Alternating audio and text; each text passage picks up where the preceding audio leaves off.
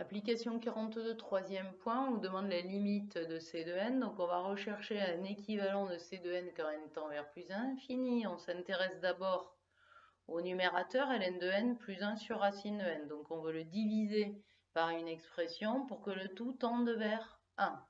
Donc on peut soit diviser par ln de n, soit diviser par 1 sur racine de n.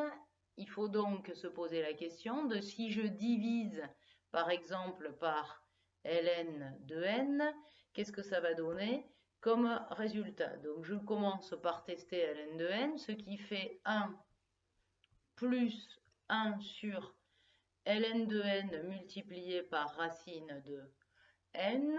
Ceci tend vers plus l'infini quand n tend vers plus infini, et ceci tend vers 0. Donc finalement, le choix que j'ai fait en premier était le bon. Si j'avais tenté de diviser après tout par 1 sur racine de n, j'aurais trouvé ln de n sur 1 sur racine de n, ça fait donc racine de n ln de n plus 1. Or ceci tend vers plus l'infini. Donc cette technique-là n'aurait pas fonctionné.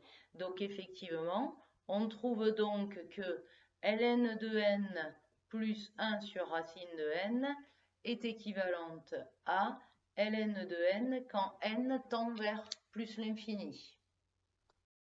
On s'intéresse maintenant au dénominateur, n au carré plus exponentielle de moins n. Donc soit on divise par n au carré, soit on divise par exponentielle de moins n. Donc on va commencer par tenter par n au carré, ce qui va faire 1 plus exponentielle de moins n sur n au carré, ce qui fait 1 plus 1 sur n carré exponentielle de n, je peux l'écrire comme ça. Donc ici, ça tend vers plus l'infini. 1 sur plus l'infini, ça tend vers 0. J'ai donc bien que cette expression tend vers 1 quand n tend vers plus infini. Donc, n au carré plus exponentielle de moins n est équivalent à n au carré. Si j'avais essayé exponentielle de moins n ici, je n'aurais pas trouvé une limite qui tendait vers 1. J'ai donc obtenu que ln de n plus 1 sur racine de n équivaut à ln de n quand n tend vers plus infini. N au carré plus exponentielle de moins n équivaut à n au carré. Je vais donc utiliser la propriété de la division qui est donc compatible avec les équivalences et je trouve que Cn équivaut à ln de n sur n au carré.